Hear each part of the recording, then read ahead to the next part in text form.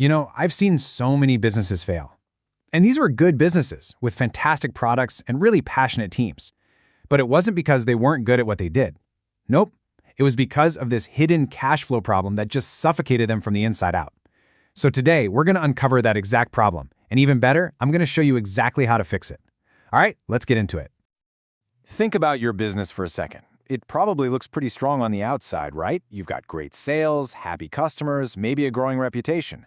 But if you don't have enough cash right now to pay your bills and your team, you're basically like a bodybuilder who can't breathe. And that breath, that essential air, that's your working capital. It is literally the lifeblood of your entire operation. And when that breath gets tight, you feel the squeeze, don't you? You start juggling bills, you're putting off suppliers, and you're just praying that a big customer pays on time. It's this constant state of anxiety, and honestly, it's a terrible, super stressful way to run a business. This is where things start to get really dangerous. And that brings us right to our first section. See, core working capital management is a silent killer. It's not some sudden catastrophe, it's more like a slow, quiet drain that can bring even the most promising company to its knees, often before the owner even realizes what's happening. But here's the crazy thing. For so many businesses, the solution is right there, just sitting on their own shelves. Most are actually sitting on a pile of cash they don't even know they have. It's all locked away in their inventory, and it's slowly, quietly killing them. I like to call this the inventory paradox. Let this line really sink in for a moment. What you have doesn't sell, and what sells, you don't have. This is the sound of a business in deep trouble. It's the sound of missed opportunities, wasted money, and really frustrated customers. And it's a sound I hear way too often. So how on earth does this even happen? Well, just look at this super simple example. Let's say you have a business with 5 products and, 2 million rupees to spend on inventory. Your gut instinct is probably to split it evenly, right? 400,000 for each one. But look at what your sales data is telling you. Your customers are practically shouting. They're saying, hey, we want more of product 1. We really don't care about product 5. But are you listening? And this right here, this illustrates the disaster perfectly. For that last product, the one that makes up just 1% of your sales, you are holding 40 months of stock. That's not inventory, that's a graveyard for your cash. And while all your money is buried in that graveyard, your best-selling product is starving for more stock and is going to run out in less than a month. It's madness. So how do we break out of this trap? Well, the good news is the fix is much, much simpler than you might think. It's a really powerful tool called the FSN framework. FSN is just incredibly simple. All you do is look at your sales data and put every single product you sell into one of 3 buckets: fast-moving, slow-moving, or non-moving. That's it. No guesswork, no gut feelings, no complicated formulas. It's just that easy. Now, what's really interesting here is that for most healthy businesses, the numbers look something like this. A huge 80% of your revenue comes from a small group of fast-moving superstars. This is your sales reality. But this is where the business is suffocating.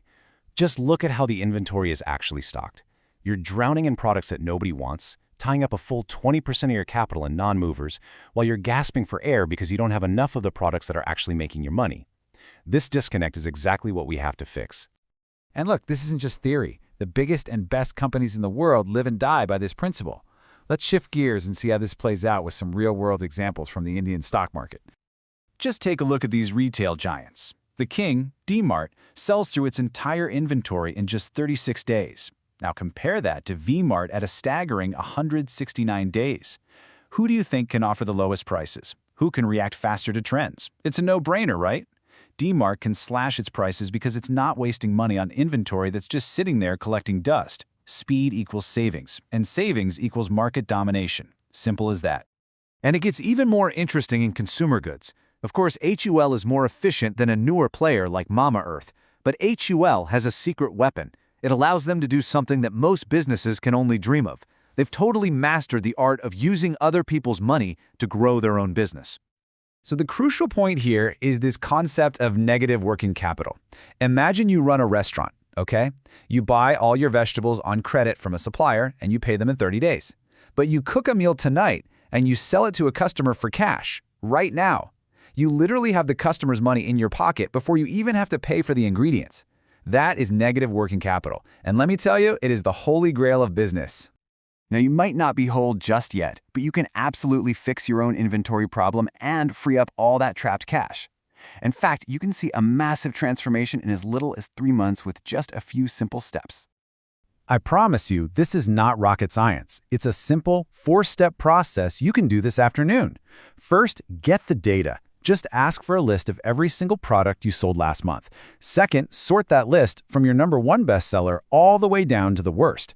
Third, compare that sales list to what you actually have in stock. And finally, and this is the most important step, adjust your next purchase order.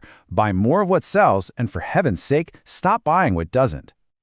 Okay, if you forget everything else today, please just remember this one thing.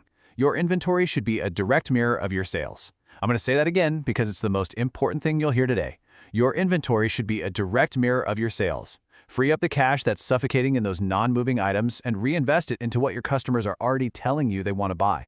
So I'll leave you with a challenge. After this, go to your warehouse or your store or your website, look at your stock, and just ask yourself, what hidden cash is sitting on my shelves right now just waiting for me to unlock it?